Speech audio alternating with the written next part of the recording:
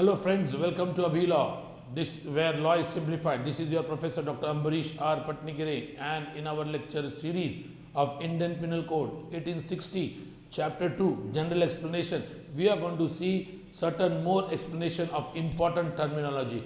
Today in this lecture, we are going to look at the explanation of the word document, then valuable security, then voluntarily, then another word injury, and the last word is year. So let's look to the explanation part. Let's look to the word document. Section 29 talk about the explanation of the word document. Document denotes any matter expressed or described upon any substance by means of letters or figures or marks, or by more than one or more means intended to be used or which may be used as evidence of that matter.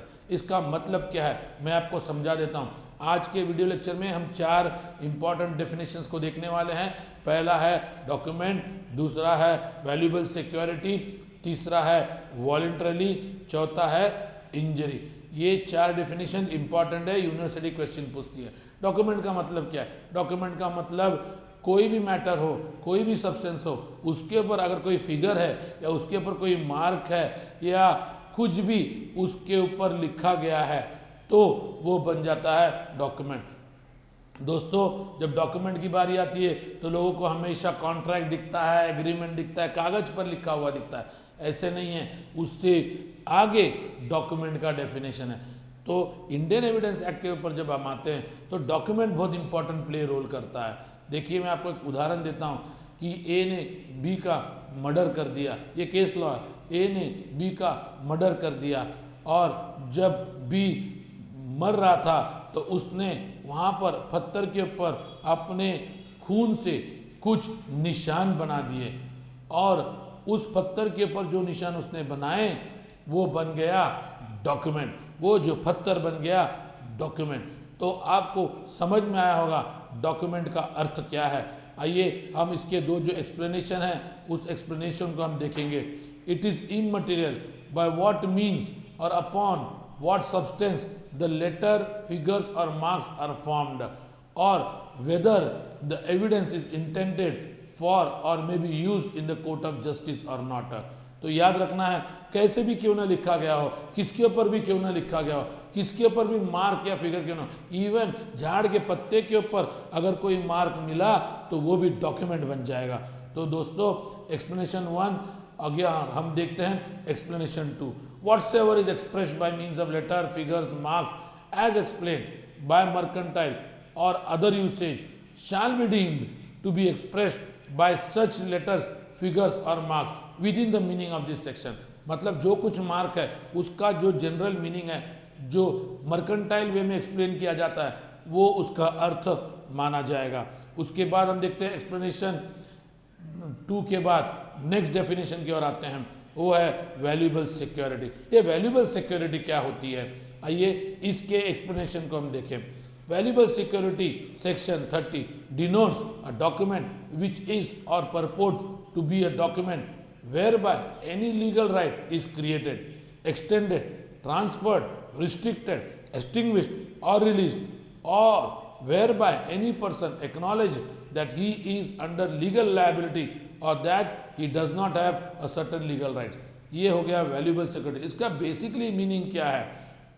इसका meaning कोई भी ऐसा document जो किसी को legal right देता हो या किसी का लीगल राइट निकालता हो या किसी के लीगल राइट ट्रांसफर करता हो, ऐसा कोई भी डॉक्यूमेंट हो और जो कोई वो डॉक्यूमेंट बनाता है उसकी वो लीगल लायबिलिटी होती है कि उसके पास वो लीगल राइट है. तो ये हो गया वैल्यूएबल सिक्योरिटी. देखते हैं कि एक इम्पॉर्टेंट केस लॉ है Kanha Saheb Kalu Patil versus state of Maharashtra. Supreme court ने यहाँ पर जजमेंट दिया. इन्होंने एक सर्टिफिकेट जो फॉर्ज किया होता कॉलेज को दे दिया, एडमिट कर दिया कॉलेज में एडमिशन के लिए, और ये सर्टिफिकेट बन गया वैल्यूएबल सिक्योरिटी. सो केशव भाई Kanha Saheb Kalu Patil versus state of Maharashtra में ये जो सर्टिफिकेट है इसको कोर्ट ने वैल्यूएबल सिक्योरिटी सेक्शन 30 के अंडर डेफिनेशन में ले आया. आइए हम अगले डेफिनेशन की ओर चलते हैं. वॉलेंट्रली। वॉलेंट्री मतलब स्वेच्छा से। सेक्शन 39 वॉलेंट्रली को डिफाइन करती है। ये वॉलेंट्री वर्ड है ना, बहुत बार सेक्शंस में यूज किया गया है, इसलिए आपको ये वर्ड का मीनिंग मालूम होना बहुत जरूरी है। यूनिवर्सिटी पूछती है define voluntarily, define what is valuable security, what is a document, university पूछती है। तो हमको इनके डेफिनेशन को याद रखना बहुत जरूरी है, इनके एक्सप्लेनेशन को। सेक्शन 39 की ओर चलते हैं। A person is said to cause effect voluntarily when he causes it by means whereby he intended to cause it, or B, which at the time of employing those means he knew or had reason to believe to be likely to cause it. Voluntarily मतलब स्वेच्छा से मतलब क्या है? एक बार उसने जो कुछ कार्य किया उसके पीछे उसका इंटेंशन होना चाहिए। दूसरी बात, उसको नॉलेज होना चाहिए कि उसकी एक्ट क्या करने वाली है। ये हो गया वर्ड वॉलेंटरली। एग्जाम्पल देखते हैं कि कोई चोर गया चोरी करने के लिए, और उस चोरी करने के वक्त उसने क्या कर दी, चोरी करनी है, डकैती डालनी है, इसलिए उसने क्या कर दी, आग लगा दी। उस आग में एक व्यक्ति की मौत हो गई। क्या ये व्यक्ति ने स्वेच्छा से इस व्यक्ति को मारा? हाँ, क्योंकि पता होना चाहिए कि मैं आग लगा रहा हूँ, उसके आग लगाने का इंटेंशन था, उसके आग लगाने के बारे में उसको नॉलेज था। आग लगने से कोई मर भी सकता है, ये तो कॉमन आदमी का नॉलेज है। इसीलिए ये व्यक्ति ने स्वेच्छा से उस इंसान को मारा है। आइए हम अगले डेफिनेशन की ओर जाए, वो है इंजरी। इंजरी डिफाइन होता है सेक्शन 44 में। इंजरी का मतलब हार्म, किसी को हार्म पहुंचाना, किसी को चोट पहुंचाना। ओके, सेक्शन 44 क्या कहता है? Injury denotes any harm whatever legally caused to any person in body, mind, reputation or property।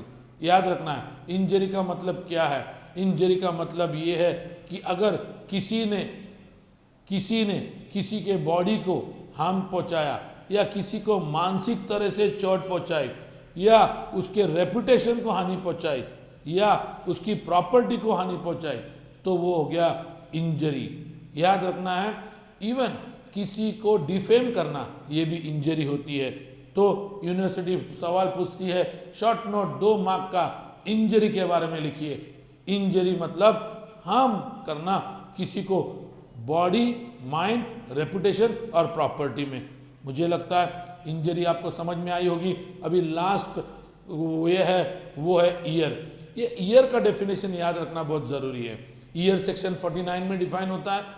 जब लिमिटेशन आता है ऑफेंस कब किया गया, कौन से ईयर में किया गया, इसलिए सेक्शन 49 ईयर को डिफाइन करता है। It lays down that wherever the word year or month is used, it is understood that the year or month is to be reckoned according to the British calendar। मतलब अगर आप साल या महीना देखते हैं तो वो ब्रिटिश कैलेंडर मतलब इंग्लिश कैलेंडर के हिसाब से होगा। मैंने आपको आज के वीडियो लेक्चर में 4 डेफिनेशन बता दी। एक डॉक्यूमेंट, दूसरा वैल्यूएबल सिक्योरिटी, तीसरा वॉलंटरली, चौथा इंजरी और लास्ट 5वां ईयर। अगर आपको मेरा वीडियो अच्छा लगा तो प्लीज़ लाइक कीजिए, शेयर कीजिए और सब्सक्राइब कीजिए। Thank you.